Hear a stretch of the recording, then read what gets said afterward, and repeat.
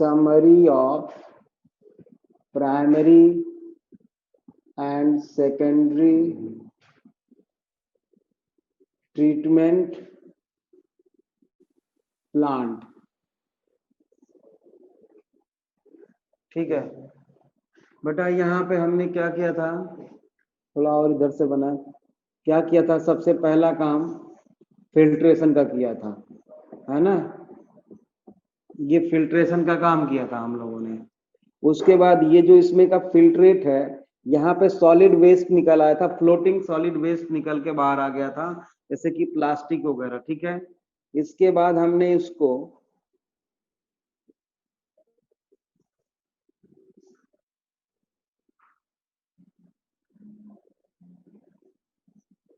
Settling tank में पास किया था ना।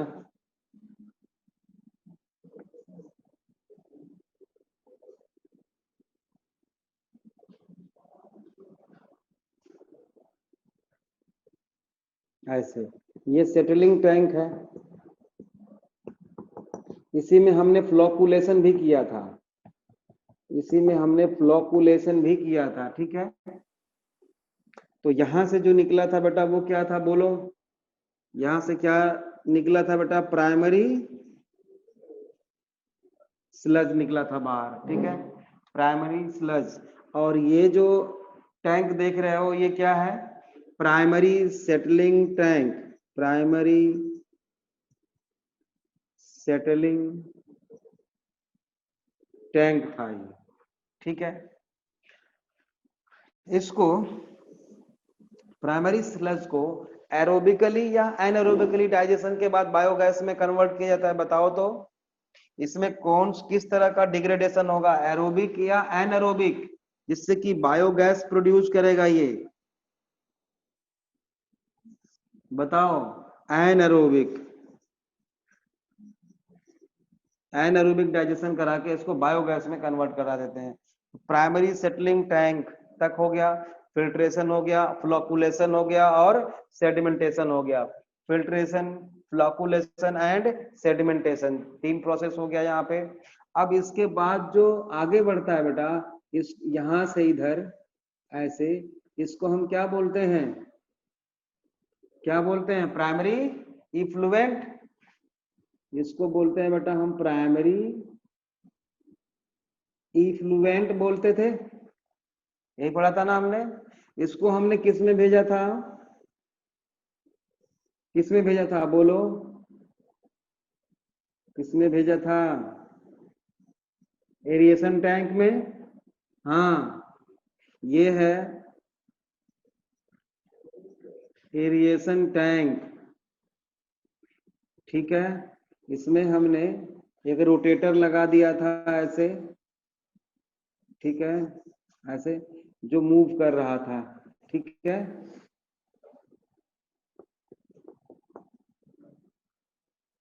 ठीक है, एरिएशन टैंक। अब इस एरिएशन टैंक से बेटा जो आगे निकलेगा, इसमें ऑक्सीजन हम दिखा दें कि ये ऑक्सीजन को मिक्स कर रहा है, इससे जो आगे बढ़ेगा इसको हम क्या बोलते हैं, इसको बोलते हैं बेटा हम सीवेज। अभी इसको हम सीवेज बोल रहे हैं, प्राइमरी इफ्लुएंट नहीं है, क्योंकि प्राइमरी ट्रीटमेंट तो यहाँ तक फिनिश। अब यहाँ से आगे क्या है बेटा, सारा का सारा सेकेंडरी ट्रीटमेंट है। ठीक है, सेकेंडरी ट्रीटमेंट है। ठीक है, अब इसको हमने कहा भेजा था, सेकेंडरी सेटलिंग टैंक में भेजा था, सेकेंडरी सेटलिंग टैंक में भेजा था बेटा। तो ये है सेकेंडरी सेटलिंग टैंक।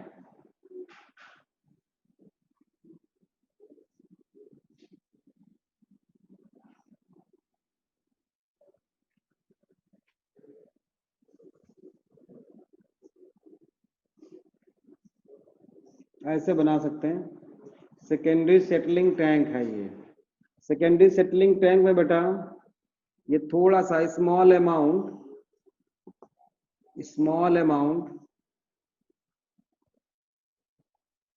पास कर दिया, किसके लिए, फॉर इनोकुलेशन, फॉर इनोकुलेशन, ठीक है। और इसके बाद बेटा ये यहाँ पे क्या आएगा, ये क्या सेटल डाउन हुआ, जो कुछ भी यहाँ पे सेटल डाउन हुआ उसको क्या बोलोगे, सेकेंडरी, क्या सेकेंडरी सेटलिंग टैंक में जो कुछ भी सेटल डाउन हुआ है बेटा उसको क्या बोलते थे आप लोग, एक्टिवेटेड स्लज या बैक्टीरियल फ्लोक्स बोल रहे थे हम लोग। एक्टिवेटेड स्लज और बैक्टीरियल फ्लोक्स, ये सेडिमेंट है और इसको हम बोलेंगे बैक्टीरियल फ्लोक्स या इसको बोलेंगे एक्टिवेटेड स्लज बोलेंगे। और ये पूरा क्या है, ये सेकेंडरी सेटलिंग टैंक है, ठीक है। इससे जो पानी बाहर हम निकालते हैं बेटा, ये इसको आप क्या बोलते हो, सेकेंडरी इफ्लुएंट। ये प्राइमरी इफ्लुएंट था, ये सेकेंडरी इफ्लुएंट है, ठीक है। सेकेंडरी इफ्लुएंट के बाद का जो वाटर होता है बेटा, या तो उसको ट्रीट करके हम डोमेस्टिक यूज में लेते हैं, टर्शियरी ट्रीटमेंट के बाद लेते हैं वैसे तो, नहीं तो इसको सीधे कहाँ मिला देते हैं, रिवर में या वाटर स्ट्रीम में, जो भी वाटर के सोर्स होते हैं, टू रिवर या ऑब्लिक पॉन्ड, जो भी है, ठीक है। अब ये जो एक्टिवेटेड स्लज है बेटा, इसका क्या करते हैं हम, अच्छा एक बात बताना, एक्टिवेटेड स्लज में जो डिग्रेडेशन हुआ है, बायोडिग्रेडेशन हुआ है, वो एरोबिक हुआ है या एनएरोबिक, इसमें बैक्टीरिया माइक्रोब्स कौन से हैं, एरोबिक है ना, एरोबिक है ना सारा, यहीं पे हो गया था वैसे तो, ये तैयार तो यहीं पे हो गया था, यहाँ पे तो केवल सेडिमेंट हुआ है, लेकिन ये एरोबिक माइक्रोब्स का रिजल्ट है, एरोबिक का, बिल्कुल। अब इसको हम भेजते हैं बेटा कहाँ पे, एनएरोबिक डाइजेस्टर में भेजते हैं, इसको हम भेजते हैं बेटा एनएरोबिक डाइजेस्टर में। यहाँ पे जगह नहीं है इसलिए मैं छोटा सा बना देता हूं,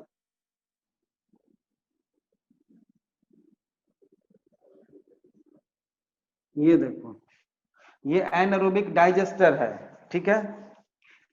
एनएरोबिक डाइजेस्टर में ये हम लगा देते हैं गैस को रिलीज होने के लिए, ये ऐसा एक कैप, ठीक है ना, इसमें गैस सिलेंडर है वैसे, और ये पाइप निकाल दिया, इसमें बायोगैस दिख रहा है, हाँ, बायोगैस। और इसमें बेटा जो डिग्रेडेशन होगा वो एनएरोबिक होगा, और इसको बोलते हैं हम anaerobic digester, anaerobic sludge digester, anaerobic sludge digester. तो ये बेटा पूरा यहां से लेके और यहां तक ये सारा सेकेंडरी ट्रीटमेंट है, ये सारा सेकेंडरी ट्रीटमेंट है, ये प्राइमरी ट्रीटमेंट है। तो प्राइमरी और सेकेंडरी ट्रीटमेंट बिल्कुल अच्छी तरह से क्लियर हो गया सबका, मैंने सबकी समरी एक जगह बना दिया है,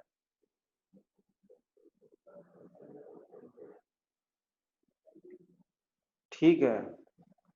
बहुत ही इंपॉर्टेंट है बेटा, इसमें एक्टिवेटेड स्लज, बैक्टीरियल, देखो मैं जो नाम बोल रहा हूँ, बैक्टीरियल फ्लोक्स क्या होता है, फ्लोकुलेशन क्या होता है, एक्टिवेटेड स्लज कहाँ पे मिलता है हमको, सेकेंडरी फ्लुएंट क्या है, क्या करते हैं उसका, प्राइमरी फ्लुएंट क्या है ना, प्राइमरी स्लज क्या होता है, ये सब सारा टर्म्स आपको पता होना चाहिए, ठीक है।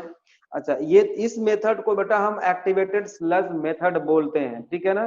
तो एक पॉइंट लिखो विद स्टार और नोट करके लिखो, ये एक्टिवेटेड स्लज मेथड बोलते हैं इसको हम, ट्रीटमेंट को लिखिए, it is activated sludge method of sewage treatment, it is activated sludge method of sludge treatment, sorry, sewage treatment,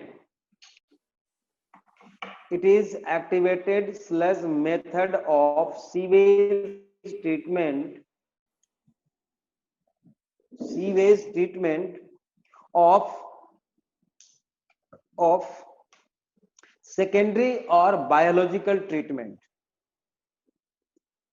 secondary और बायोलॉजिकल ट्रीटमेंट, ठीक है।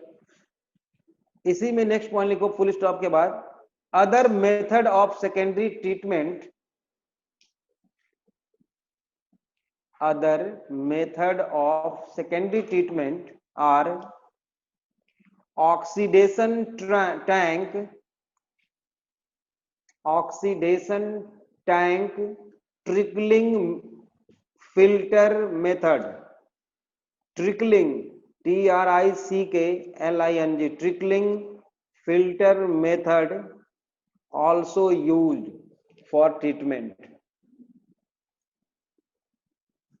Other method of secondary treatment are oxidation tanks, trickling filter method also used, ठीक है ना।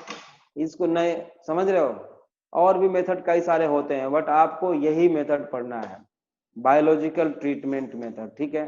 अब लिखो बेटा tertiary treatment, tertiary treatment में क्या करते हैं हम, जैसे दिल्ली वगैरह में यही करते हैं बेटा, ड्रिंकिंग वाटर में कन्वर्ट करना है अगर सेकेंडरी इफ्लुएंट को हमें, ठीक है ना, डोमेस्टिक यूज के लिए बेटा, इसमें कि अभी इसमें डीडीटी हो सकता है, बहुत सारे डीडीटी हो सकता है, पेस्टिसाइड्स हो सकते हैं, पैथोजन हो सकते हैं, इसमें हो सकता है बेटा डीडीटी, पेस्टिसाइड्स, बहुत सारे पैथोजन्स अभी भी हो सकते हैं इसमें। उसको रिमूव करने के लिए बेटा हम क्या करते हैं, बहुत सारे केमिकल्स का यूज करते हैं, उसमें मिक्स कर देते हैं जिससे कि पैथोजन किल हो जाएगा, या डीडीटी है वो रिएक्ट करके दूसरा कंपाउंड बना लेगा, तो उसको हम बोलते हैं टर्शियरी ट्रीटमेंट। टर्शियरी ट्रीटमेंट जो होता है वो होता है फिजियोकेमिकल प्रोसेस या केमिकल प्रोसेस, है ना।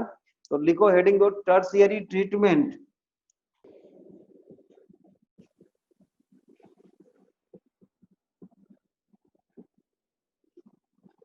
टर्शियरी ट्रीटमेंट जो होता है बेटा ये फिजियो केमिकल प्रोसेस होता है, लिखिए it is physiochemical process in which, it is physiochemical process in which chlorine gas, it is physiochemical process in which chlorine gas comma zirconium, zirconium, zirconium,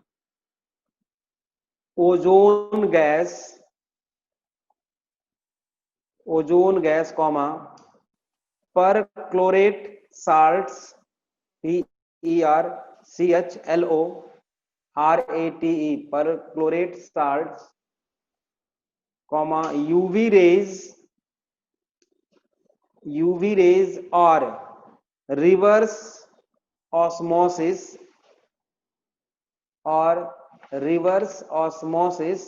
etcetera are used to remove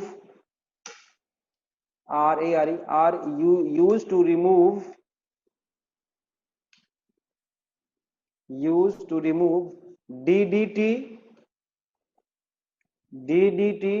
pesticides, pathogen and remove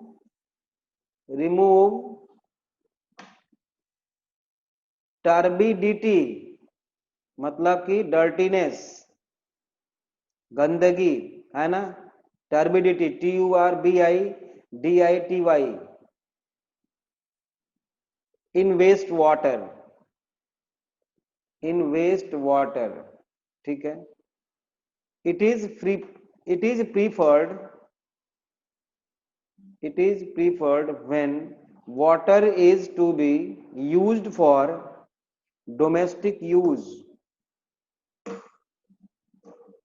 it is preferred when water is to be used for domestic use, mineral of water is affected or not, बिल्कुल affected होता है बेटा, लेकिन उसको balance करके भेजते हैं ना, TDS चेक करके तब भेजते हैं, सप्लाई करते हैं। Total dissolve solutes, TDS check करने के बाद तब भेजते हैं, उसको मेंटेन करके भेजते हैं। ठीक है, तो नेक्स्ट है बेटा Ganga action plan and Yamuna action plan. Ganga and Yamuna action plan, इसमें बहुत सारा कुछ तो नहीं है। आपके पास एनसीईआरटी है क्या? सबके पास, सबके पास है? अभी Ganga and Yamuna action plan पढ़ लोगे क्या? हाँ, उसमें कुछ नहीं है। गंगा एंड यमुना 10-12 लाइन दिया हुआ है एनसीईआरटी से, आप हेडिंग दे दो, उसको अपने एनसीईआरटी से पढ़ लेना बेटा, है ना। क्योंकि इतने लार्ज स्केल पे बेटा ट्रीटमेंट प्लांट बनाना और उसके बाद सारा वेस्ट प्रोडक्ट रिवर्स में मिक्स करना, ये मतलब मुश्किल सा है। लेकिन इस पे ध्यान दिया गया था, कोशिश तो की गई थी कि मतलब सारा का सारा जितना भी सीवेज है उसको ट्रीट करने के बाद ही मिक्स किया जाए, बट ये पॉसिबल हो नहीं पाया, है ना। क्योंकि सीवेज है ज्यादा, उसको ट्रीटमेंट के बाद इतना ज्यादा ट्रीटमेंट प्लांट बिठाना बहुत मुश्किल है। तो यही सब लिखा हुआ है उसमें, तो इसको आप पढ़ लोगे, ऐस करो तो मैं आगे बढ़ूं। आप इसको एनसीईआरटी से पढ़ लोगे, उसमें मुझे कुछ समझाना नहीं है। Ganga and Yamuna action plan, ठीक है बेटा, उसको पढ़ लेना है आप लोग। अब है माइक्रोब्स इन, जो जरूरी है उसको मैं बता देता हूं। नेक्स्ट है आपका microbes in production of biogas.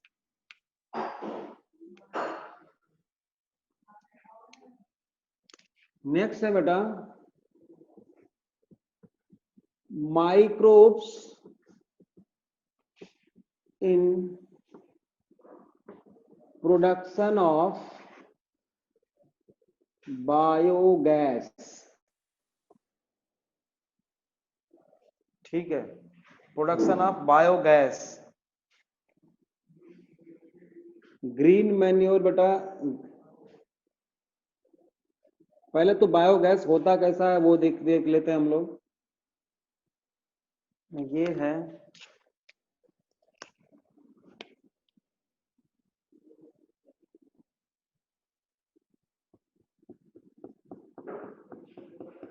साथ के साथ बनाते रहो, इससे बेनिफिट होगा आपका। बनाना जरूरी है सबको, है ना। मिट्टी में मान लो हमने एक इतना बड़ा गड्ढा खोद दिया, इतना बड़ा, ठीक है। इसमें हम मिक्स करते रहते हैं वेस्टेज, बायो वेस्ट जितना होगा, slurry, slurry bio waste plus cow dung. ठीक है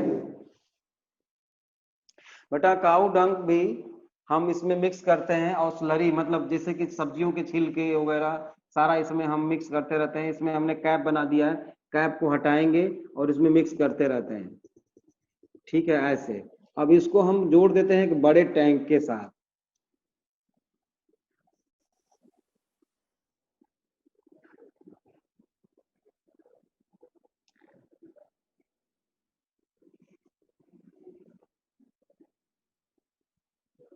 इतना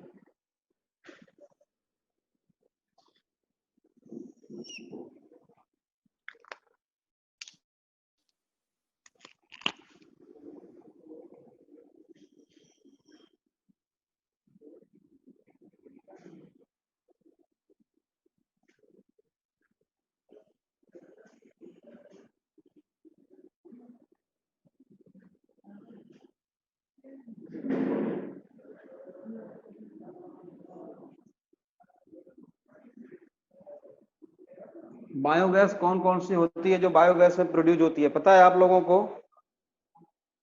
मीथेन मेनली होती है, मीथेन तो होती है। हाँ बिल्कुल। इसकी जो डेप्थ होती है ये भी हमें याद रखना है। हाँ, H2CO2 H2S भी होती है, N2 भी होता है। इसका जो डेप्थ होता है, इसकी जो डेप्थ होती है बेटा, ये भी याद रखना है आपको। ये लगभग होता है 10 से 15 फीट, है ना, 10 से 15 फीट होता है ये गड्ढा। इसको हम अच्छा, इसमें क्या होगा, एरोबिक होगा या एनएरोबिक होगा? इसमें जो डिग्रेडेशन होगा बेटा, एरोबिक होगा या एनएरोबिक होगा? बताओ जरा।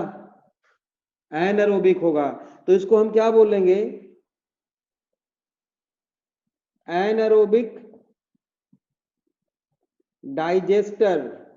ये एनएरोबिक डाइजेस्टर है। और इसका स्लरी निकालने के लिए बेटा यहां से फिर यहाँ पे डाइजेस्ट होता चला जाता है, डिग्रेड होगा, होता रहेगा, गैस प्रोड्यूस होगी, इसमें भरता जाएगा। ठीक है, इसमें भरता जाएगा, फिर जैसे जैसे भरेगा ये ऊपर चला जाएगा, है ना, और इधर से गैस निकलती रहेगी तो धीरे धीरे धीरे धीरे नीचे आता रहेगा ये, समझ रहे हो? और आफ्टर डाइजेशन, एनारोबिक डाइजेशन, जो इसमें वेस्टेज निकलेंगे बेटा वो इधर से निकलेंगे, ऐसे उनका लाइट वेट हो जाएगा थोड़ा।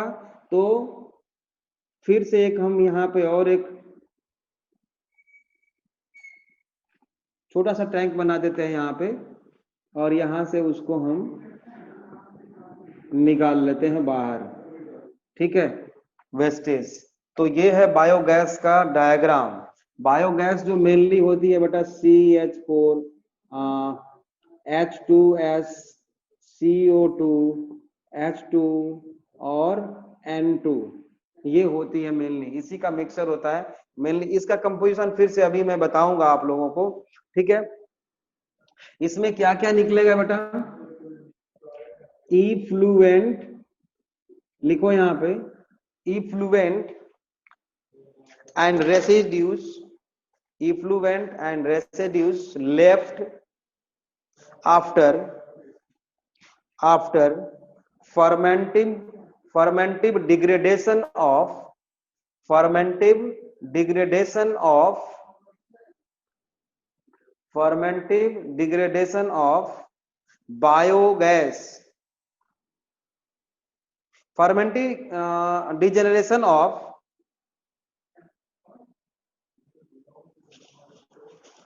biogas which rich in minerals, lignin कहां से आएगा बेटा? सेलुलोज, बात जानते हो सेलुलोज में लिग्निन होता ही है। Which rich in lignin, minerals and cellulose. ठीक है, और यही होता है बेटा आइडियल मैन्योर, यही होता है आइडियल मैन्योर का कंपोजिशन। इसका मैंने बोला है कि मतलब कि बायोगैस डिजनरेशन के बाद बेटा इसमें जो बचता है उसमें क्या क्या होगा? सेल्यूलोज होगा, मिनरल्स होंगे और लिग्निन होगा। सेल्यूलोज, थोड़ा बहुत मिनरल्स और लिग्निन, ये कुछ ही होगा सेल्यूलोज, क्योंकि बाकी का सेल्यूलोज तो फर्मेंट हो चुका है, थोड़ा बहुत बचता है ना। और यही है आइडियल मैन्योर, लिख लेना, आइडियल मैन्योर बहुत बढ़िया होता है ये। ठीक है, कि आइडियल मैन्योर। अब लिखो बेटा बायोगैस, एक स्टेटमेंट लिखिए, biogas degeneration is a 3-step process. Anaerobic biogas degeneration is a three-step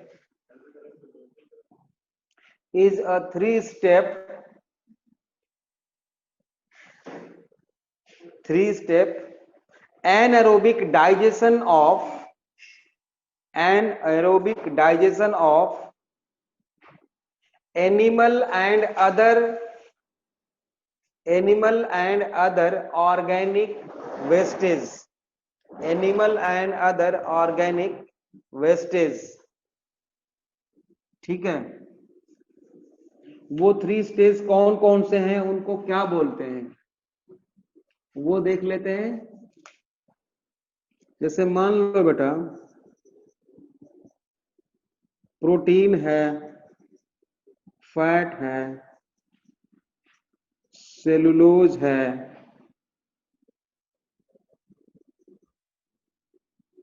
Hemy cellulose है, ठीक है। स्टेज 1, स्टेज 1 में क्या होगा कि ये सारे के सारे protein, fat, cellulose and hemicellulose, इस सब का ब्रेक डाउन किया जाएगा बेटे, सबका ब्रेक डाउन किया जाएगा और किस में कन्वर्ट होगा, ये मोनोमर्स में कन्वर्ट हो जाएगा। ये मोनोमर्स, क्योंकि ये पॉलीमर है, आप जानते हो प्रोटीन पॉलीमर है, फैट भी पॉलीमर है, सेलुलोज भी पॉलीमर है और हेमी सेलुलोज भी पॉलीमर है। तो इसको पॉलीमर को पहले किस में कन्वर्ट किया जाएगा बेटा, मोनोमर में। मोनोमर और पॉलीमर आता है ना आपको समझ में कि नहीं आता है, मोनोमर और पॉलीमर समझ में आता है ना, तो समझ में आता है तो प्रोटीन का मोनोमर बताओ क्या होगा, प्रोटीन का मोनोमर क्या होगा, बोलो बोलो।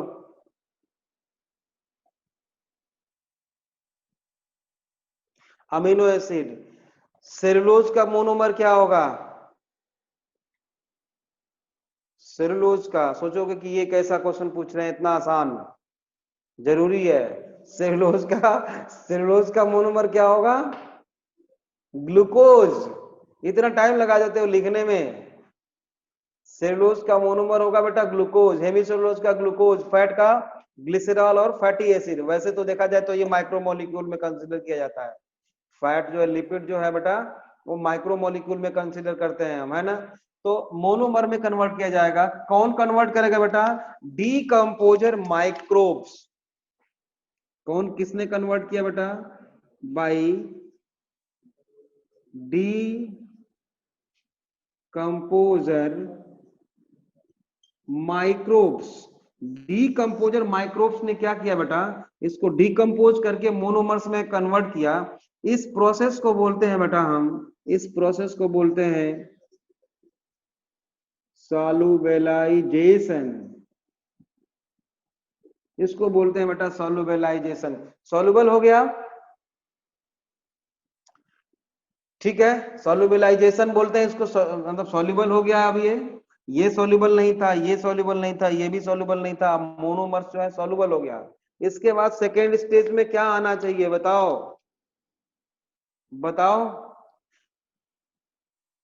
फर्मेंटिव माइक्रोब्स, इसको फर्मेंट करेंगे, मोनोमर्स जो है बेटा, जैसे मान लो ग्लूकोज है, उसका फर्मेंटेशन हो जाएगा, अमीनो एसिड है, उसका फर्मेंटेशन हो जाएगा, ठीक है ना। तो दूसरा स्टेज सेकेंड में क्या होगा,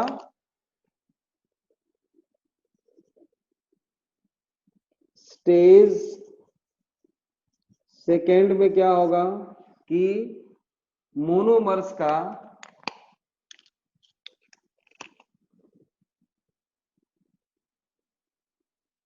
मोनोमर्स को कन्वर्ट कर दिया जाएगा बेटा ऑर्गेनिक एसिड में। और ऑर्गेनिक एसिड में कन्वर्ट करने वाले कौन होते हैं बेटा, फर्मेंटिव माइक्रोब्स हो सकते हैं, फर्मेंटिव माइक्रोब्स, फर्मेंटिव माइक्रोब्स। और प्रोसेस को क्या बोलेंगे, प्रोसेस को क्या बोलेंगे, फर्मेंटेशन।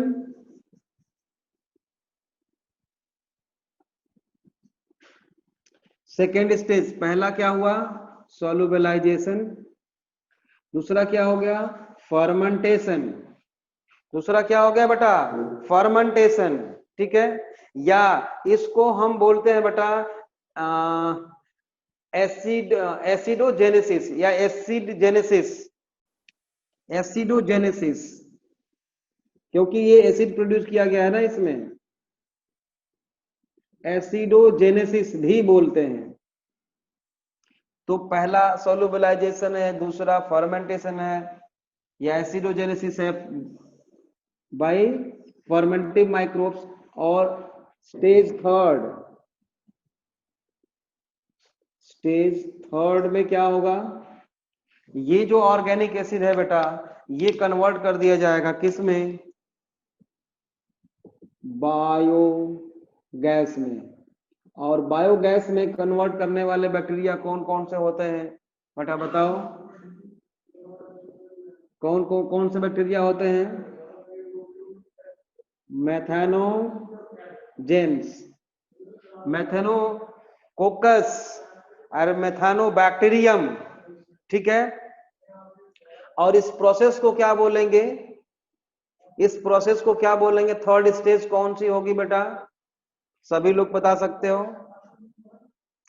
बायोगैस प्रोडक्शन को हम क्या बोलेंगे, आर्किया बैक्टीरिया, मोनेरा में आपने पढ़ा है, इस प्रोसेस को क्या बोलते हैं, मैथानो, बोलो बोलो बोलो, मैथानो, कोई तो बोल दो भाई, मैथानो, नहीं बोलोगे, कोई नहीं बोलोगे, मैथेनोजेनेसिस, किसी ने लिखा ही नहीं बेटा, इसको बोलेंगे मैथेनोजेनेसिस, मतलब प्रोडक्शन ऑफ मीथेन मेनली। वैसे तो बायोगैस में बहुत सारी गैसेज होती हैं, लेकिन मेनली मीथेन प्रोड्यूस किया जा रहा है यहाँ पे। कौन प्रोड्यूस कर रहा है, तो प्रोसेस हो गया मैथेनोजेनेसिस, प्रोड्यूस बाय माइक्रोब्स कौन से हो गए, मैथेनोजेंस आर्किया बैक्टीरिया होते हैं बेटा ये, और मैथेनोकोकस एंड मैथेनोबैक्टीरियम, ये सारे प्रोड्यूस करते हैं बेटे। तो ये 3 स्टेप हो गया, समझ में आ गया, अच्छी तरह से समझ में आ गया बच्चों, किसी को कोई डाउट हो तो पूछो अभी।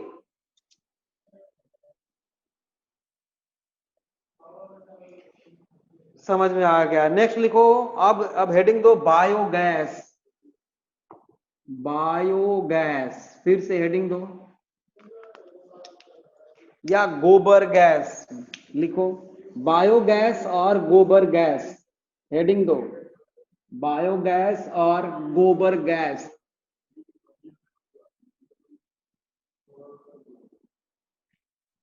इसी को गोबर गैस भी बोलते हैं, बायोगैस को, क्योंकि इसमें मेन जो हम डालते हैं, वो क्या यूज करते हैं, वो क्या होता है बेटा, गोबर ही तो होता है मेनली, काऊ डंग, ठीक है। इसलिए it is a methane rich, biogas में लिखो it is methane rich gas या fuel, it is methane rich fuel, it is methane rich fuel gas produced by anaerobic breakdown, it is methane rich gas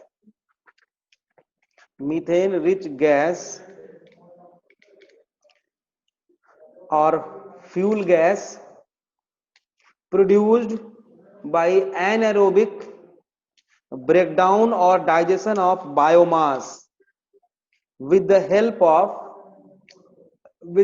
of methanogenic bacteria,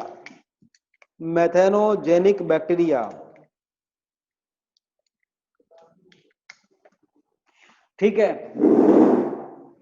biogas में जो है बेटा,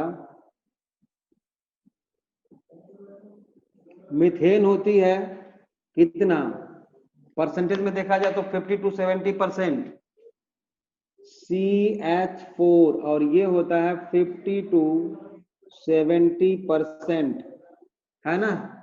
ये data याद रखना है आपको, एग्जैक्टली यही। CO2 जो होता है बेटा, CO2 वो होता है 40 to 50%, 40 to 50%, या आपके एनसीईआरटी में शायद 30 to 40 लिखा है क्या, 30 to 40 कर लो इसको, 30 to 40%, है ना, यही याद रखना है आपको। बाकी का ट्रेस अमाउंट में क्या होता है बेटा, N2 H2, ठीक है, एक्सेट्रा। ये है बायोगैस का, या H2S मैंने बताया था। नेक्स्ट पॉइंट लिखिए इसमें, 50% ऑफ कंबस्टिबल, नेक्स्ट पॉइंट लिखो, 50% of combustible 50% of combustible energy present in organic waste, 50% combustible energy present in organic waste can be changed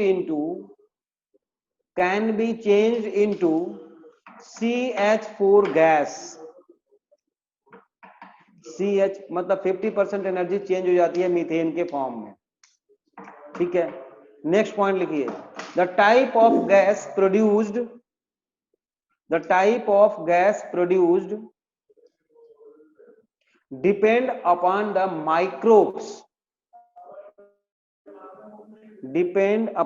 microbes and the organic substances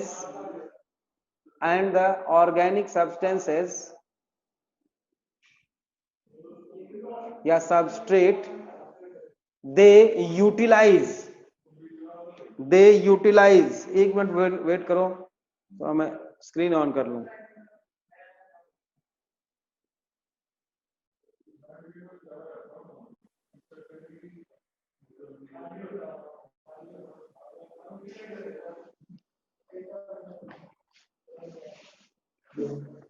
अभी on नहीं हुआ, चलो लिखो ऑन हो जाएगा। फॉर एग्जांपल लिखो, fermentation of डफ, DOUGH, फर्मेंटेशन ऑफ डफ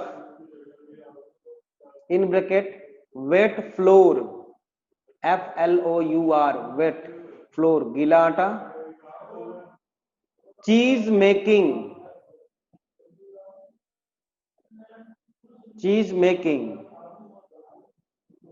and production of beverages mainly produce CO2, मतलब इसमें जो बायोगैस निकलेगी वो क्या निकलेगा बेटा, CO2 निकलेगी, समझ रहे हो, इसमें CO2 निकलता है। ये स्टेटमेंट आपको याद रखना चाहिए कि फर्मेंटेशन ऑफ डफ या चीज मेकिंग में या बेवरेजेस इंडस्ट्री में कौन सी गैस निकलती है बेटा, मेनली CO2। नेक्स्ट पॉइंट लिखिए, bacteria which grow anaerobically on cellulosic materials, bacteria which grow anaerobically on cellulosic material produce large amount of CH4, CO2 and H2O।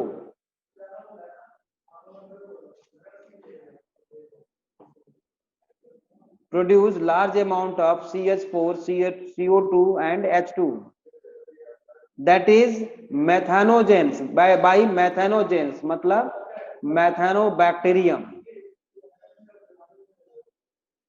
Next point, the calorific value of biogas is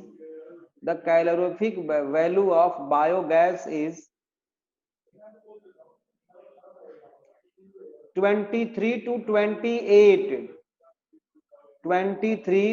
28 mega joules per metre cube, sorry per cubic metre,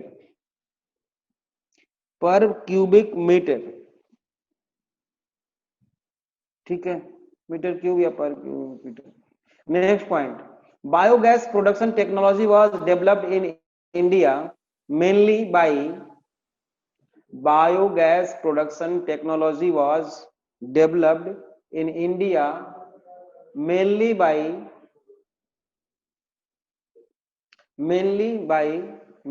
bye with underline लिखना बेटा, underline कर लेना, Khadi and village industries, Khadi and village industries commission, Khadi and village industries commission, KVIC, KVIC and Indian Agricultural Research Institute, Indian Agricultural Research Institute, IARI। Advantages लिखो, advantages, advantages लिखिए। First, it provide both energy, it provide both energy in bracket for cooking and lighting and manure, and manure। Next लिखिए, biogas is a, biogas is a storable form of energy, biogas is a storable form of energy which can be used more efficiently and economically, which can be used more efficiently and economically।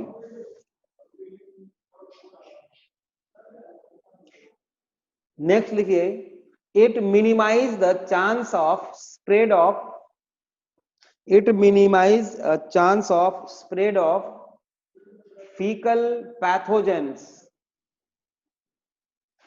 Faecal pathogens reduce कर देता है ना, सफाई भी होती है, इससे गंदगी कम फैलती है ना। Spread of faecal pathogen comma sanitation and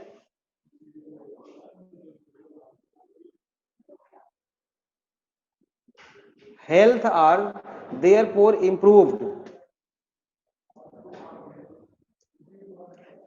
sanitation and health are therefore improved। this is not possible in other cases, this is not possible in other cases। next point, biogas use does not add to pollution, sanitation and health are therefore improved, health are therefore improved, full stop। this is not possible in other cases। next point, biogas does not add to pollution, biogas does not add to pollution. सुनो ध्यान से और बताना, जैसा कहोगे वैसा हम करेंगे। माइक्रोब्स इन, अब आपके एनसीईआरटी से के अकॉर्डिंग दो टॉपिक बचे हुए हैं हमारे इस चैप्टर के। एक है बेटा microbes as biocontrol agents and दूसरा है माइक्रोब्स एज बायो फर्टिलाइजर्स। तो बायो फर्टिलाइजर्स में बेटा जितने भी नाइट्रोजन फिक्सिंग बैक्टीरिया हैं वो आ जाएंगे, और microbes as biocontrol agent के फॉर्म में थोड़ा सा हम बायोटेक्नोलॉजी का भी उसमें यूज है बेटा, समझ रहे हो। तो आप लोग इन दोनों टॉपिक को पढ़ लोगे या हमें पढ़ाना पड़ेगा, बताना पड़ेगा, बताओ। ये इसमें मुझे कुछ एक्सप्लेन बहुत ज्यादा नहीं करना है, बहुत ज्यादा समझाना नहीं है। आप एनसीईआरटी से अगर पढ़ सको तो ठीक, नहीं तो मुझे पढ़ाना पड़ेगा। बाद में ये नहीं कहना है कि सर ने दो टॉपिक छोड़ दिए थे, ठीक है। तो आप लोग देख लो, पढ़ लो, ठीक है। इसको पढ़ लेना घर पे आज, ठीक है। अगर मुझे पढ़ाने की जरूरत है तो कल बता देना आप, ठीक है, कि पढ़ा दो सर। अगर नहीं तो मैं कल इकोलॉजी शुरू कर दूंगा।